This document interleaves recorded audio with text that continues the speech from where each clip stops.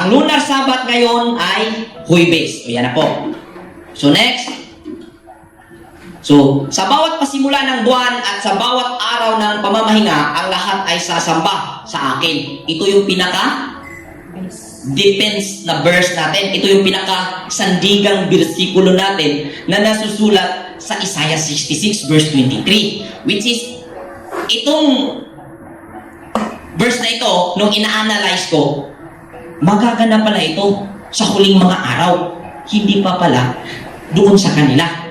At malalim po ang ibig sabihin kung buuhin po nating basahin yung buong talata, yung buong chapter. So, without kalinawan po, walang kalinawan, ginawa po natin ang explanation, dito po kumugot ang mga lunarian na mayroong reset point every year sa Sabat. Kaya, nagawan po ng rason yung mga araw na hindi umabot ng 1 linggo, hindi umabot ng 7, at nagkakaroon na naman ng panibagong linggo dahil sa verse na ito. Amen po ba? Dahil sa nag-iisang verse na ito, nagiging tabunan yung walang kalinawan na hindi na buo na 7 days sa huling linggo ng bawat taon ng ganitong sistema sa Sabat or paghahanap ng Sabat. At marami po mga gumagawa ng rason, ginamit yung kasaysayan ni David na nasa kasaysayan ng mga hari, kasaysayan ng panahon nila na tungkol sa new moon, ganon na kung ating mapapansin po, kung ganito po yung counting, mga kapatid, automatic itong D1 ng kada buwan ay hindi po maikukonsiderang first day of the week.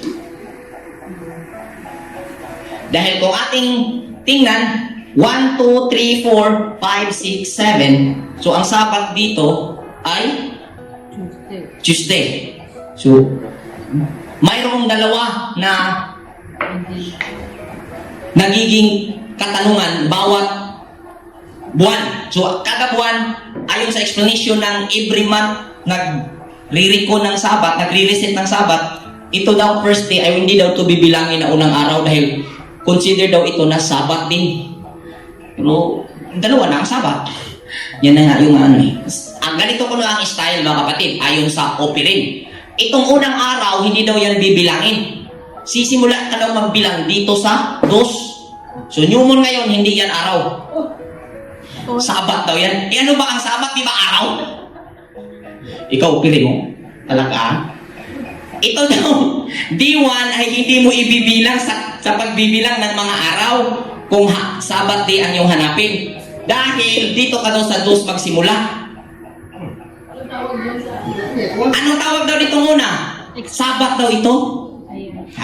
Sabat daw ito eh. Eh ano pa ang Sabat? Di ba day? Kaya nga Sabat day. Adi araw pa rin ito.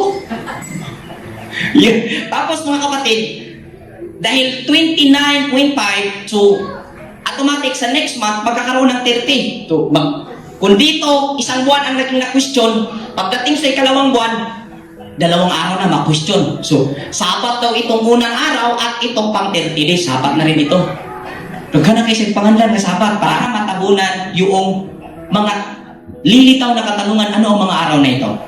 So, yun po ang nagiging rason. Dahil ayaw talagang unawain at pag-aralan ang permanent Sabat dahil nilagyan ito nila ng issue na ito issue daw ay galing sa Babylon, galing sa Roma. Without pag-aaral, without pag-ano-ano, pagduki-duki, pagpangusisa ko, naniwala ka agad. Ano po ba?